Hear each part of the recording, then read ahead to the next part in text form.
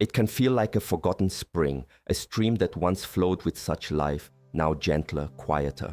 But what if I told you that the wisdom of ages holds a simple key, a morning habit, to reawaken that vital flow, especially down there after 60? Many feel this shift, but few discover this path.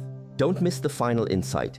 It connects everything with profound simplicity. Stay with me. In a river, we often speak of the body as a landscape, a terrain that we inhabit through the seasons of our lives. In youth, the rivers run full and strong, carving pathways with an effortless energy. As time passes, as we gather the wisdom of winters, these rivers may seem to slow. The currents may feel less vigorous. This is a natural part of the journey, but it is not a destination of stagnation.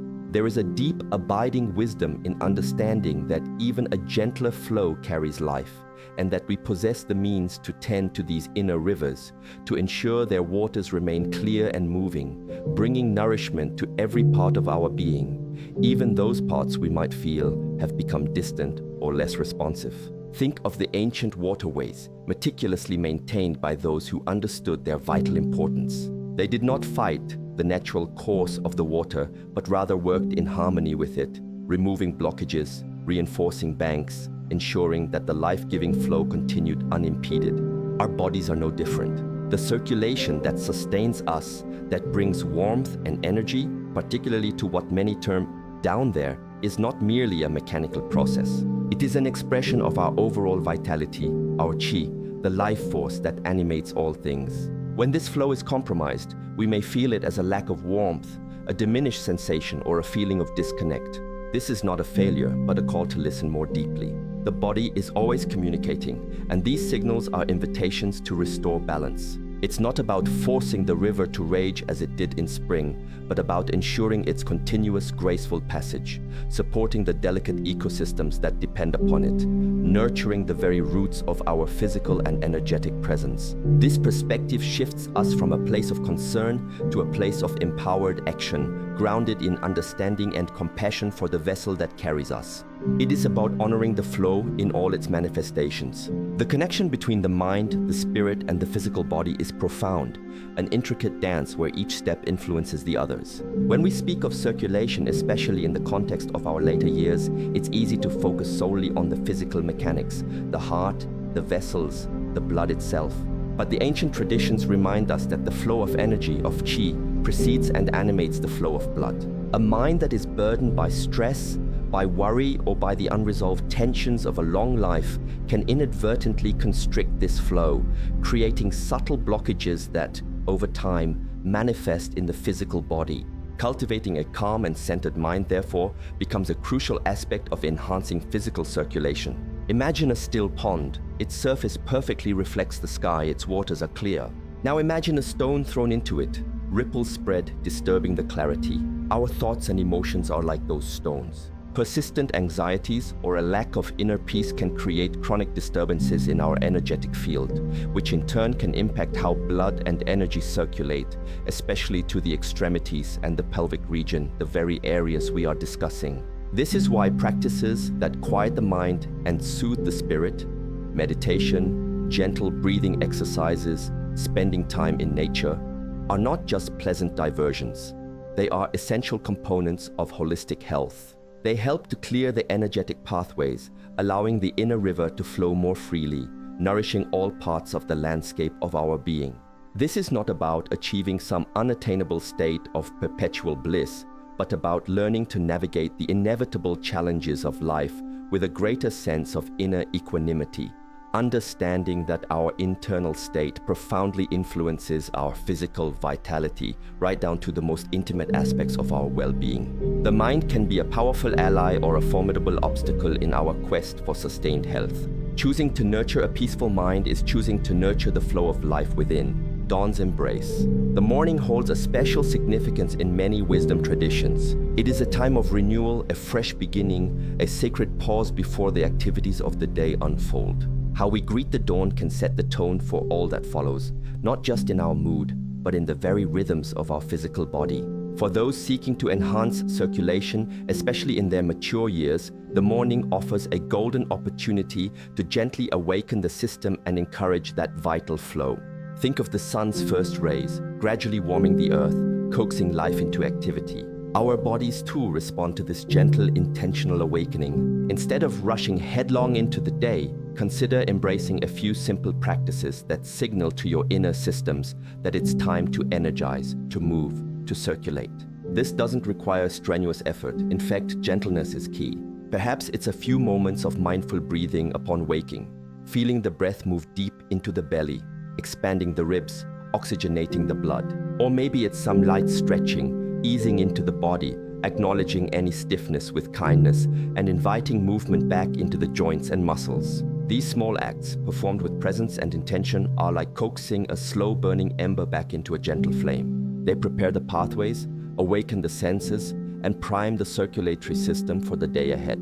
This conscious engagement with the body first thing in the morning can be particularly beneficial for enhancing blood flow to all areas, including the pelvic basin, helping to alleviate that sense of sluggishness or coldness that can sometimes accompany the aging process. It is about treating the body not as a machine to be kick-started, but as a cherished friend to be greeted with warmth and care. The way we begin our day is a profound act of self-stewardship, laying the foundation for sustained vitality and a more vibrant connection to our physical selves. The concept of warming the body from within is central to many traditional healing philosophies, particularly when addressing issues of circulation. In the context of seniors aiming to boost flow down there, this internal warmth becomes paramount. The morning is an ideal time to introduce elements that cultivate this gentle, pervasive warmth, encouraging blood vessels to relax and expand, allowing for easier passage of blood and energy. This isn't about creating an intense, aggressive heat, but rather a nurturing, sustainable internal climate that supports optimal function. Consider the simple act of starting the day with a warm, nourishing beverage. This might seem trivial, but it can have a significant impact. Cold foods and drinks, especially first thing in the morning, can cause the body to expend valuable energy just to bring them to body temperature, and can, in some traditional views, constrict the flow of qi and blood. Conversely, warm liquids help to soothe the digestive system, gently awaken the metabolic processes, and promote a sense of comfort and ease that allows the entire system to relax and open. This internal warming can then radiate outwards, encouraging better circulation to the extremities and, importantly, to the pelvic region. This principle extends beyond just beverages. The very first foods we consume can also contribute to this internal warmth. Choosing foods that are easily digestible and inherently warming in nature, according to traditional dietary wisdom, can support the body's efforts to maintain good circulatory health. It's a subtle shift, perhaps, from the habits of a lifetime, but one that aligns with the body's natural preference for gentle encouragement over forceful intervention. This practice of conscious warming, especially as we greet the day, can be a cornerstone in the journey towards rekindling that vital flow and maintaining a sense of energetic vibrancy through all stages of life. Vessels wisdom. Our bodies are magnificent vessels, intricate networks of pathways and systems that work tirelessly to sustain us. The circulatory system, with its vast web of arteries, veins, and capillaries, is a testament to this incredible design. Yet, like any well-used pathway, these vessels can, over time, experience wear and tear. Their elasticity might lessen, or accumulations might begin to narrow the passage. This is where the wisdom of intentional care comes into play. Understanding what supports the health and integrity of these vessels is crucial for maintaining good circulation, particularly as we age and seek to ensure vitality in all areas, including the delicate circulation down there. Certain nutrients play a key role in maintaining the suppleness and strength of blood vessel walls. Think of them as the skilled craftspeople who maintain the integrity of our inner roadways. Foods rich in antioxidants, for instance, help to protect the vessel linings from damage caused by free radicals, those unstable molecules that contribute to the aging process. Flavonoids, found in many fruits and vegetables, have been shown to support blood vessel function and improve blood flow. Omega-3 fatty acids, renowned for their anti-inflammatory properties, also contribute to cardiovascular health and can help maintain the fluidity of the blood itself, making it easier for it to navigate through the intricate network of smaller vessels.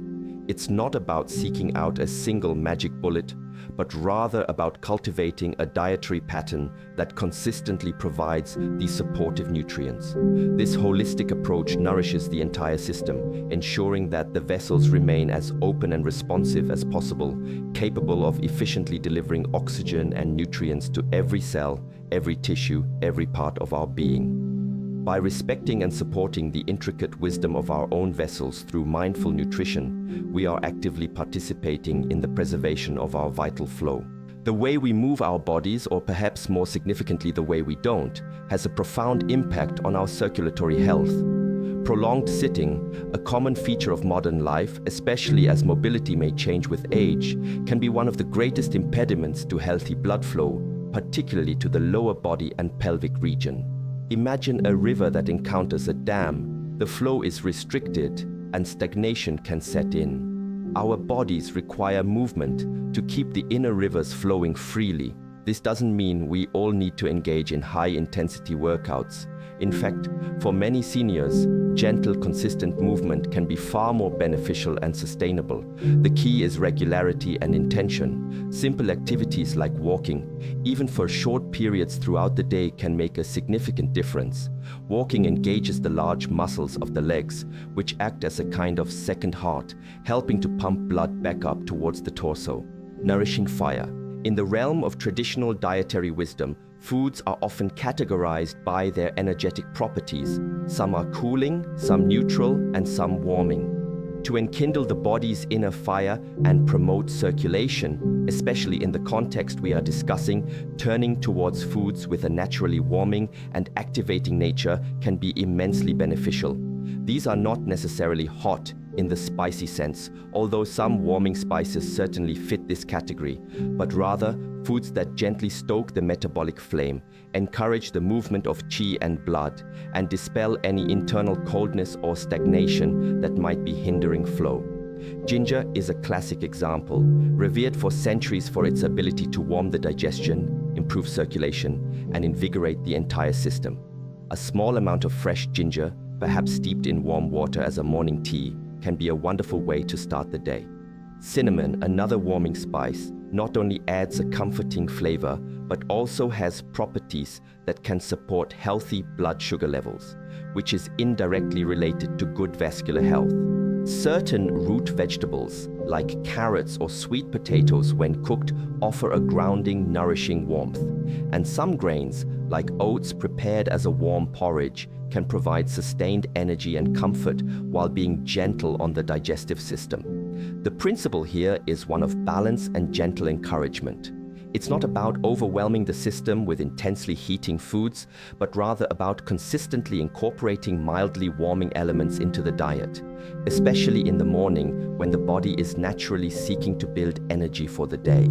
This mindful selection of foods helps to create an internal environment that is conducive to optimal circulation, ensuring that warmth and vitality can permeate every part of the being, fostering that crucial flow to all extremities, and significantly to the pelvic region, where it is so vital for overall well-being and intimate health. Beyond individual foods, the way we combine them and the overall dietary patterns we adopt play a significant role in nurturing our internal fire and supporting circulatory health. A diet that is heavy in processed foods, excessive sugars, and unhealthy fats can create a kind of dampness or sluggishness in the system, according to traditional views, hindering the free flow of qi and blood. This can feel like trying to light a fire with damp wood. It struggles to catch, and the flame remains weak. Conversely, a diet centered around whole, unprocessed foods, abundant in fresh vegetables, fruits, lean proteins, and healthy fats, provides the body with the clean fuel it needs to function optimally. Hydration is also a key, yet often overlooked component. Water is the very medium of our internal rivers. Adequate hydration ensures that the blood remains at a healthy consistency, able to flow easily through even the smallest capillaries. Dehydration, on the other hand, can thicken the blood, making the heart work harder and potentially impairing circulation. So, while we focus on warming foods, we must not forget the importance of sufficient fluid intake, preferably warm or room temperature water and herbal teas throughout the day. Creating meals that are both nourishing and energetically balanced supports not only physical digestion but also the energetic processes that govern circulation. It's about cultivating a harmonious internal environment where the body's natural wisdom can operate efficiently, where the inner fire burns steadily, providing the warmth and energy needed for all systems to thrive. This conscious approach to eating, viewing food as more than just sustenance, but as a source of vital energy and warmth, is a cornerstone of maintaining robust circulatory health well into our later years, ensuring that life's currents continue to flow with ease and vigor. Sacred root. There is one particular food, or perhaps more accurately, a category of foods that tradition and modern understanding alike point to for its profound benefits on circulation, especially for the intricate network of vessels that supply the lower body. I speak of foods rich in nitric oxide precursors. Nitric oxide is a fascinating molecule produced naturally within our bodies, and one of its most crucial roles is to relax and widen blood vessels, a process known as vasodilation.